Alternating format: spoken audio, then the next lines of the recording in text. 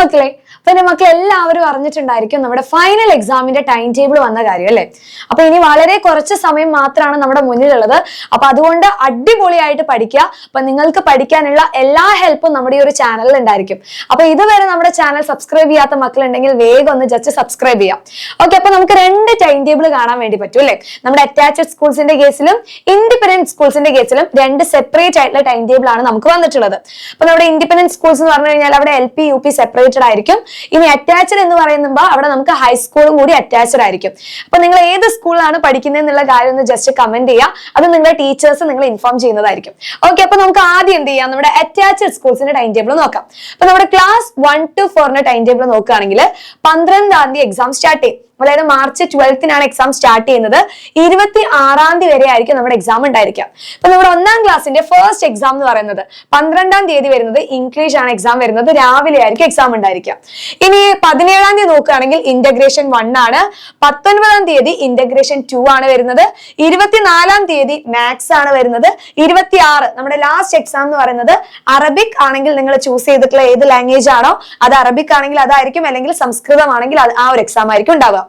അപ്പൊ ഇതാണ് നമ്മുടെ 1-ാം ക്ലാസ്സിന്റെ ടൈം ടേബിൾ എന്ന് പറയുന്നത്. ഇനി 2-ാം ക്ലാസ്സിൽ പഠിക്കുന്ന കുട്ടികളാണെങ്കിൽ ഫസ്റ്റ് എക്സാം 12-ാം തീയതി വരുന്നത് നമ്മുടെ മാത്സ് എക്സാം ആണ് വരുന്നത്. ഇനി അത് കഴിഞ്ഞ് 17-ാം തീയതി അറബിക് അല്ലെങ്കിൽ സാൻസ്ക്രിത്തിന്റെ എക്സാം ആണ് ഉണ്ടാവുന്നത്. 19-ാം തീയതി ഇന്റഗ്രേഷൻ 1, 24-ാം തീയതി ഇന്റഗ്രേഷൻ 2 ആണ്. 26-ാം തീയതി ഇംഗ്ലീഷ് ആണ് വരുന്നത്. ഓക്കെ, അപ്പൊ ഇതാണ് നമ്മുടെ 2-ാം ക്ലാസ്സിന്റെ ടൈം ടേബിൾ എന്ന് പറയുന്നത്.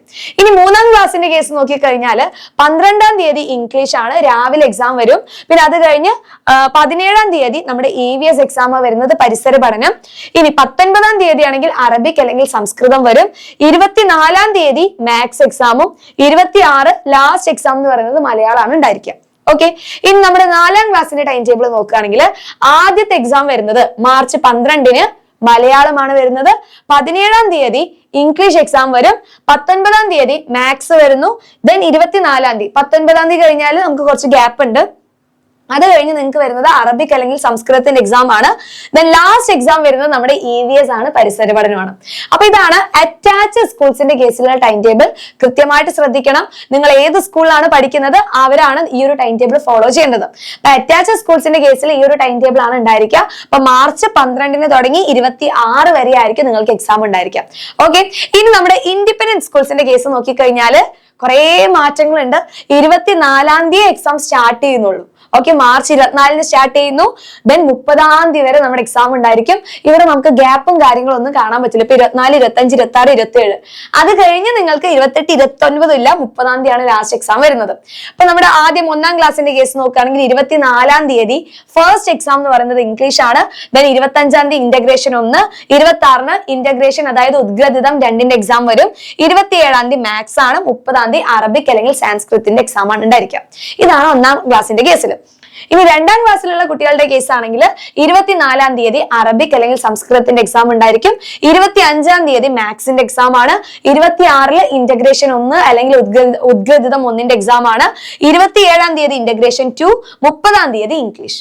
ഇനി 3-ാം ക്ലാസ്സിന്റെ ടൈം ടേബിൾ നോക്കിയാൽ 24-ാം തീയതി വരുന്നത് ഇംഗ്ലീഷ് എക്സാം ആണ്.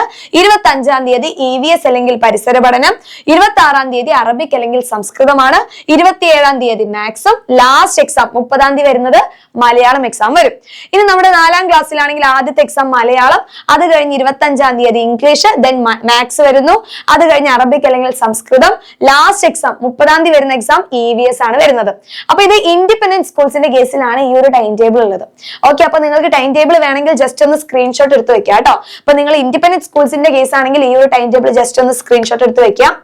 ഇനി അറ്റാച്ച്ഡ് സ്കൂൾസിന്റെ കേസിലാണെങ്കിൽ ഈ ഒരു ടൈം ടേബിൾ ജസ്റ്റ് ഒന്ന് സ്ക്രീൻഷോട്ട് എടുക്കാം. ഓക്കെ, അപ്പൊ മാർച്ച് ലാസ്റ്റ് വരെ എന്റെ കുട്ടികൾക്ക് എക്സാം ഉണ്ട്. ഇതിൽ ഇൻഡിപെൻഡന്റ് സ്കൂൾസിന്റെ കേസ് നോക്കുകയാണെങ്കിൽ തൊട്ടടുത്ത ദിവസങ്ങളിലാണ് എക്സാം വരുന്നത്. പക്ഷെ അറ്റാച്ച്ഡ് സ്കൂൾസിലാണെങ്കിൽ നമുക്ക് കുറെ ഗ്യാപ്പും കാര്യങ്ങളൊക്കെ ഉണ്ട്. അപ്പൊ മക്കൾ എന്ത് ചെയ്യണം, ഇൻഡിപെൻഡന്റ് സ്കൂൾസിലുള്ള മക്കൾ 24-ാം തീയതി ആയാലേ ഞാൻ പഠിക്കുള്ളൂ എന്ന് പറഞ്ഞു മിണ്ടാതിരിക്കാതെ നമ്മുടെ അറ്റാച്ച്ഡ് സ്കൂൾസിന്റെ വരുന്ന ലൈവ് ഒക്കെ എന്ത് ചെയ്യാം, അറ്റൻഡ് ചെയ്യാം. ദെൻ ലാസ്റ്റ് കേസിൽ നിങ്ങൾക്ക് അതൊരു റിവിഷന് വേണ്ടിയിട്ട് യൂസ് ചെയ്യാൻ വേണ്ടി പറ്റും. ഓക്കെ, അപ്പൊ എങ്ങനെയാണ് പഠിക്കേണ്ടത്, എങ്ങനെയൊക്കെയാണ് പഠിച്ചു കഴിഞ്ഞാൽ നല്ല മാർക്ക് നിങ്ങൾക്ക് സ്കോർ ചെയ്യാൻ വേണ്ടി പറ്റുക, എല്ലാ കാര്യങ്ങളും നമ്മുടെ ഈ ഒരു ചാനലിൽ ഉണ്ടായിരിക്കും. അപ്പൊ ആരും മറക്കണ്ട, മാക്സിമം നിങ്ങളുടെ ഫ്രണ്ട്സിലോട്ടൊക്കെ ഒന്ന് ഷെയർ ചെയ്ത് കൊടുക്കുക. ഇതുവരെ സബ്സ്ക്രൈബ് ചെയ്യാൻ മറന്നിട്ടുള്ള മക്കൾ എല്ലാവരും എന്ത് ചെയ്യുക, വേഗം ഒന്ന് സബ്സ്ക്രൈബ് ചെയ്ത് വെക്കുക. ഓക്കെ. സോ നമ്മുടെ ലാസ്റ്റ് എക്സാം ആണ്, അതായത് ഈ ഒരു കൊല്ലം നിങ്ങൾ എത്രത്തോളം പഠിച്ചിട്ടുണ്ട് എന്ന് തെളിയിക്കാനുള്ള നമ്മുടെ ഫൈനൽ എക്സാം ആണ്. അപ്പൊ എന്തായാലും എന്റെ കുട്ടികൾക്ക് ആഗ്രഹിച്ച പോലെ തന്നെ നല്ല മാർക്ക് സ്കോർ ചെയ്യാൻ വേണ്ടി പറ്റും. അപ്പൊ നമുക്ക് ഒരുമിച്ച് പഠിച്ച അടിപൊളിയായിട്ട് തന്നെ നല്ല മാർക്ക് സ്കോർ ചെയ്യാം. അപ്പൊ എന്റെ എല്ലാ മക്കൾക്കും ഓൾ ദ വെരി ബെസ്റ്റ്.